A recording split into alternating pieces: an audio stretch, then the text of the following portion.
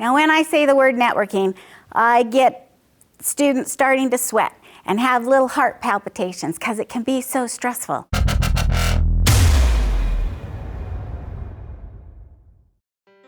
Networking really means that you are engaged with people, that you care, and that you are building authentic relationships in which you sincerely want to help others succeed. And in return, that will be reciprocated and others will want to help you succeed. So networking really happens throughout your life with all partners and areas in which you engage. You can network when you're at work. You can network in school. You can network when you're volunteering in community events and in your neighborhoods and in places and processes that are important to you. Build authentic relationships.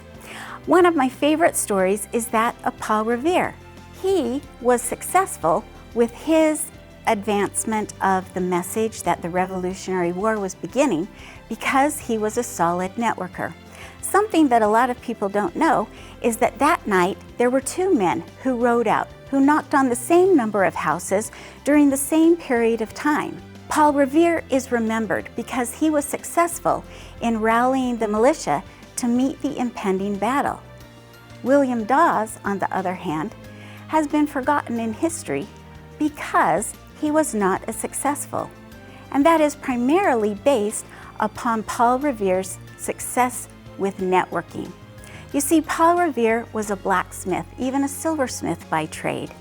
And he had a shop where he offered a unique service to customers. They would come to him from all over the area to use his service. And when they would come, he would ask them questions about their event, why they needed that special token and what was happening.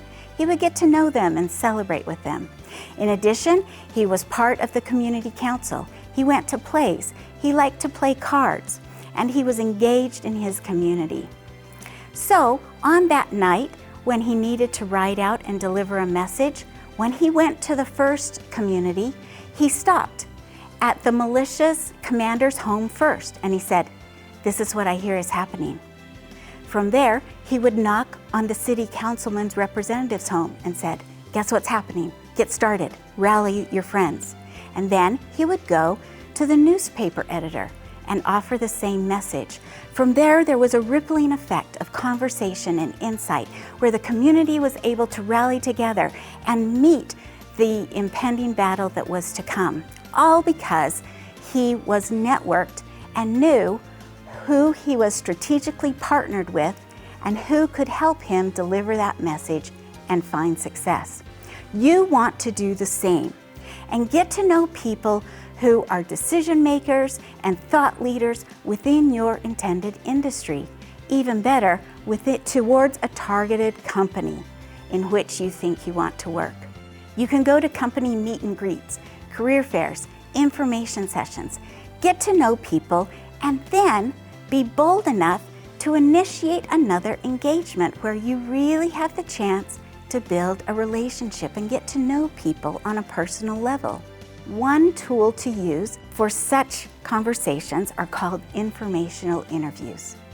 These are short conversations, about 15 or 20 minutes, in which you speak to professionals already in jobs that you find interesting, even in a job that you want, and ask them questions about how they were able to secure that job, what skills or disruptions they see coming in that are creating opportunities, and what skill sets they're looking for in the talent pool but unable to find.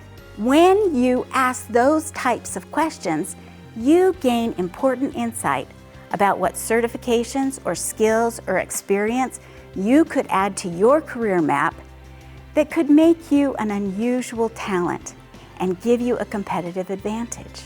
Informational interviews are fabulous tools, and I highly recommend that you use them frequently.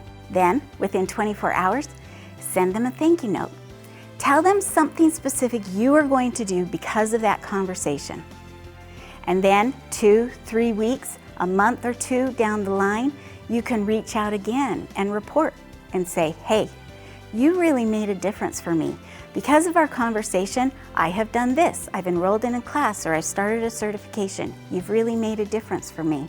That is a way to build an authentic relationship, and it's very likely that then when it's time for you to look for a job, you can reach out again and they'll remember you.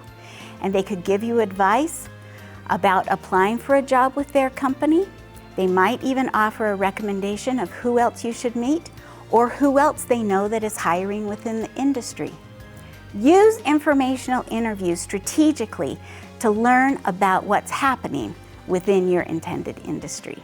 Another tool that I really recommend that you use is unique to Utah Valley University. It's called Pitch 59. It's available at the Career Counseling and Development Center webpage, and this allows you to record a video pitch of your skill set, even your branding statement and unique selling contribution, in a way that's engaging and interactive. Once you've recorded that pitch, you can send it out to people that you're networking with. You can use it to offer opportunities to connect and engage, and you can put it on your career tools like LinkedIn that invite engagement with your profile and give people a little bit of a taste of who you are. We always like people better when we get to know them, and that video pitch card can be a way for people to see your authentic, sincere professionalism and get a sense of your commitment to that industry and making a difference, solving problems for that company. Use it and have a good time. If you're looking for opportunities to connect with industry professionals, activate your Handshake account. Utah Valley University's job board not only does it list open positions, including internships, but it has the collection of all of the career strategy opportunities on campus. There might be a company meet and greet or an informational session that's just right for you. Click below to activate your Handshake account and get involved.